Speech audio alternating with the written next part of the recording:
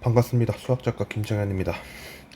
2022 개정 수학과 교육과정에서 행정예고를 내용을 바탕으로 최종 요약을 하도록 하겠습니다. 이 내용 이후로 변경되는 사항이 있다면 변경은 되겠지만 크게 변경 사항에 대해서는 없을 것으로 예상을 하기 때문에 그 부분에서는 여러분의 참고를 해주시길 바라겠고, 나중에 변경 사항이 있어서 제가 제작을 한다거나 하면 다시 한번 업로드를 하도록 하겠습니다. 오늘은 고등학교 공통수학에서 찾은 변화를 중심으로 하나를 하고, 그 뒤 이어서 이제 일반 이제 선택교과 중에서 대수, 미적분 1, 그리고 확률과 통계, 이 부분에서 여러분께 말씀을 드릴 내용이 있어서 두 가지 내용을 영상으로 담아볼까 합니다. 네, 시청 전에 여러분들 구독과 좋아요를 한 번씩 부탁을 드리겠고, 이제 시작을 하도록 하겠습니다. 네이버 TV와 유튜브 모두 업로드를 하는 영상입니다. 제가 생각하는 세 가지 가장 큰 변화를 적어봤습니다. 고등학교 공통수학에서 가장 큰 변화를 가져오는 내용의 첫 번째는 행렬이 아닐 수 없습니다. 행렬은 이제 우리가 숫자라기보다 정확하게는 수 또는 문자를 배열할 때 직사각형의 형태로 묶어서 이제 대괄호나 소괄호로 묶는 그런 형식을 취하게 될 것입니다. 아마 소괄호로 묶게 될 가능성이 커 보이고, 이는 제7차 개정 교육과정에서도 행렬을 다뤘었기 때문에 그 내용과는 조금 모양은 비슷하게 갈 것으로 예상하고 있습니다.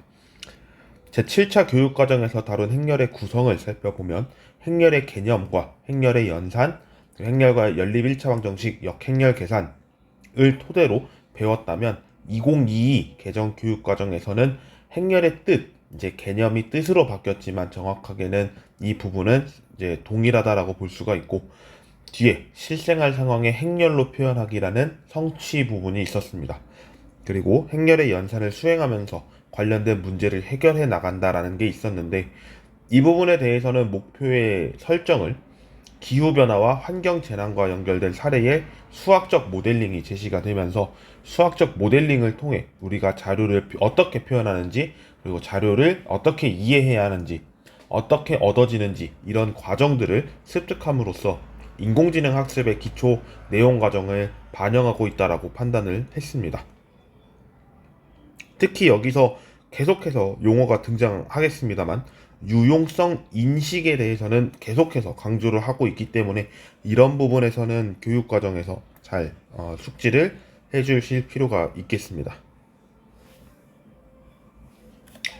두 번째, 이 부분은 사실 달라진 것보다 조금 더 완화되었다라고 봅니다. 명제, 우리는 이제 이 명제를 고등학교 수학에서 명제라고 하지만 대학교 수학에서는 조건 명제, 컨디셔널 프로포지션이라고 이야기를 붙입니다. 이 부분에 귀류법의 내용이 완화됐습니다.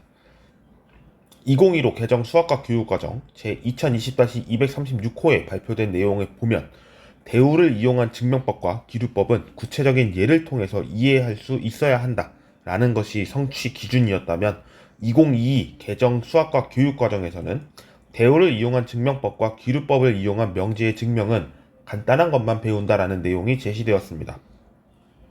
여기서 이 간단한 것이라는 거에 초점을 두겠습니다. 초점을 두는 내용은 그동안 기류법을 이용한 명제의 증명이라든지 대우를 이용한 증명법이 학생들한테는 많이 어려웠을지도 모르겠습니다. 그런 부분에 학습적인 내용을 완화한다는 내용으로서 간단하게 제공을 하겠다라는 것인데, 제가 밑에 두 가지를 제시한 간단한 예가 밑에 있습니다. 대우를 이용한 증명법에서 n제곱이 짝수이면 n도 짝수이다 라고 하는 증명, 이제 대우를 이용해서 증명을 하게 되는데, 우리가 이제 대우라고 한다면 이제 P면 Q이다. P, 영어로 할게요. If P, then Q 라는 내용에서 if not Q, then not P 라고 이제 쓰여지는 내용이 명제의 대우입니다. 그런 부분에서 솔루션을 이제 보게 되면 n이 홀수이면 n제곱도 홀수이다로서 대우를 이용해서 증명을 하게 되는 그런 과정을 이제 보실 수가 있게 될 겁니다. 그리고 기류법을 이용한 증명법의 대표적인 예는 루트 2가 과연 무리수인가? 이 부분에 대해서 증명을 하게 되는데, 이 증명을 하기에 있어서는 우리가 루트 2가 무리수가 아니다, 즉 유리수임을 가정하고 증명을 해 나가다가 모순을 도출하게 되는 그런 형태를 이제 보일 수가 있는데, 이런 부분이 이제 대오를 이용한 증명법과 기류법을 이용한 증명에 대해서는 이렇게 간단한 예시가 활용이 될 것이라고 생각하고 있습니다. 다음으로 통계 영역입니다. 통계 영역에서 다른 부분이라고 하지는 않겠습니다. 하지만 합쳐졌고 그 내용에서 성취 기준 적용했을 때 고려해야 할 상황, 이 부분을 조금 더 중점적으로 살펴보았습니다.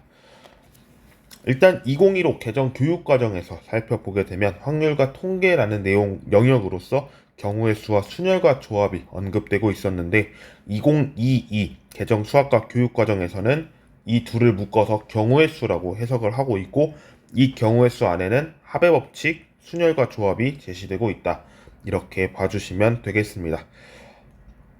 성취 기준 적용 시 고려사항 중에서는 제가 두 가지를 좀 대표적으로 제시를 해봤는데, 중학교에서 경우의 수를 다룹니다. 그렇기 때문에 이 부분에서는 연계해서 간단하게 다룰 필요가 있고, 이 간단하게라는 내용이 결코 순열과 조합에서 간단하게 다룬다는 아니라는 점을 말씀드립니다. 그리고 위 내용을 구해보는 경험을 통해서 체계적으로 사고하여 합리적으로 의사결정하는 태도를 기르게 함으로써 합리적으로 의사소통 그리고 의사결정을 하는 태도, 이 부분에서는 역량이 직접적으로 제시가 되고 있다라는 점에서 매우 중요한 부분이라고 할 수 있겠습니다. 특히 이 부분에서는 나중에 토론 토의와 함께 연구 가치를 확보하는 데에도 중요한 요소가 될 수 있겠다라는 부분으로서 마무리를 지을까 합니다. 이렇게 해서 저는 이제 20번에 해당하는 2022 개정 수학과 교육과정에서 고등학교 공통수학에서 찾은 변화를 중심으로 나열을 해봤고 적어보았습니다. 다음의 내용으로는 선택중심 교육과정에서 일반 선택 과목, 대수, 미적분 1, 확률과 통계, 이 부분에 대해서 살펴보도록 하겠습니다. 그럼 시작하겠습니다. 2015 개정 교육과정과 2022 개정 교육과정에서 차이를 먼저 비교하겠습니다. 비교를 하게 되면 이제 교과목에서도 비교가 될 수 있겠습니다. 수학 1, 수학 2, 미적분, 확률과 통계 4가지에 대해서 2015 개정교육과정에서는 일반 선택 교육과정을 제시하고 있었는데, 2022 개정교육과정에서는 대수, 미적분 1, 확률과 통계를 제시하고 있습니다. 여기서 좀 봐야 될 부분은 이제 수학 1과 대수가 매칭이 되고, 수학 2가 미적분 1과 매칭이 되고, 확률과 통계는 확률과 통계끼리 매칭이 됩니다. 그러다 보니 여기서 2015 개정교육과정에서 나타나고 있는 미적분에서는 그러면 이 부분은 비운 거냐 라고 할 수 있는데, 이 부분은 2022 개정교육과정에서 진로 선택 과목으로 변경되었다라고 제시는 합니다. 하지만 이 부분이 확정이라고 할 수는 없고 시행 예고이기 때문에 이 부분에서는 제가 가능성이라고 두었습니다.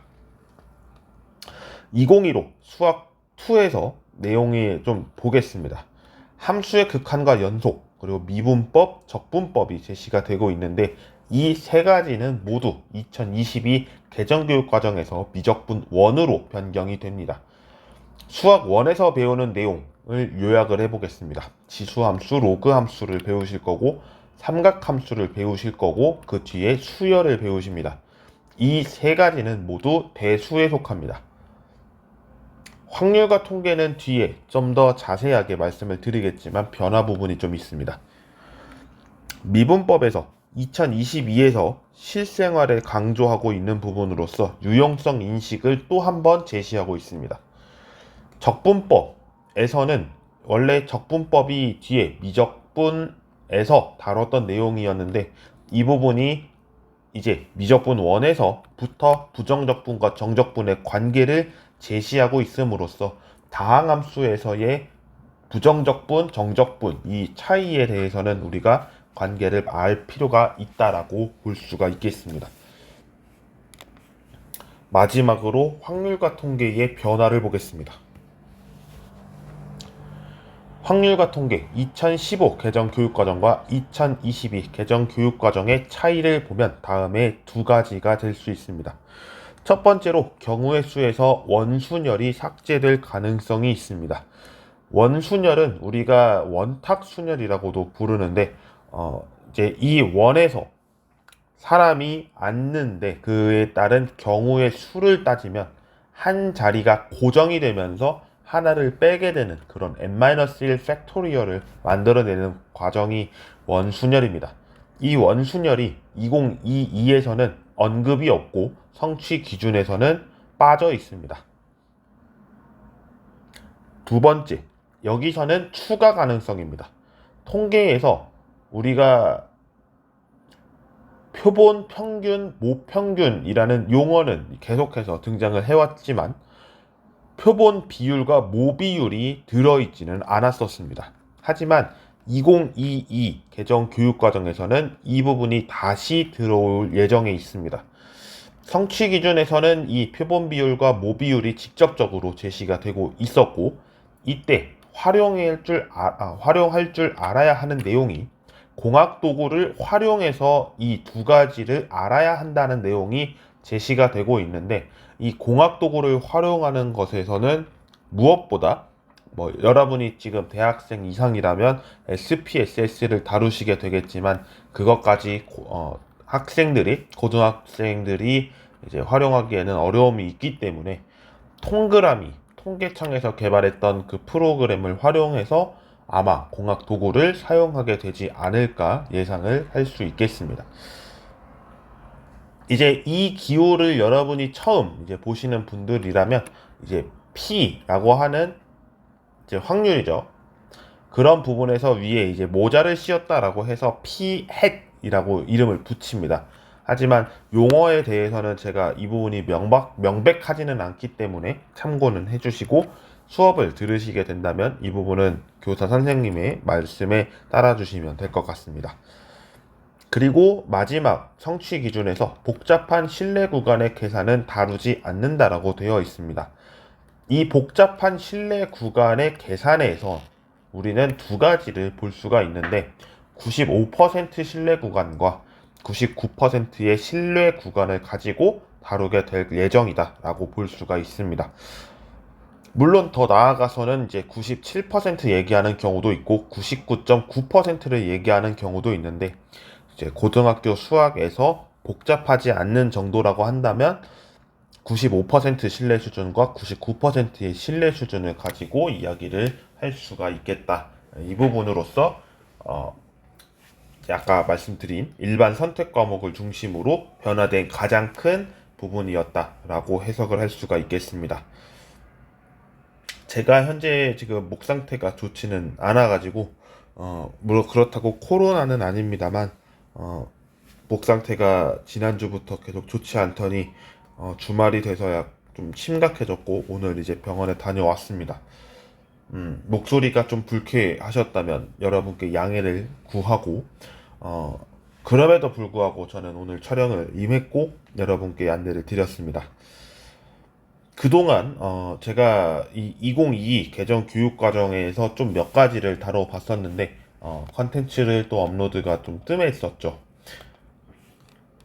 그래서인지 저도 이제 이 공부를 하고 있는 상태에서 대학원도 다니고 제가 근무를 하고 있는 상황이기도 하고 또 나아가서 다음 달에 또 학회가 예정되어 있기 때문에 그런 부분에서는 제가 좀 더 볼 필요가 있고 또 공부를 많이 해 놔야 되지 않을까라는 생각이 커서 여러분께는 조금 양해를 구하고 싶습니다. 자, 그러면 오늘 영상 여기까지 촬영을 하고 마무리 짓겠습니다. 시청해주신 모든 분들 진심으로 감사드리고요. 다음 시간에 또 다른 내용으로 찾아뵐 수 있도록 하겠습니다. 고맙습니다.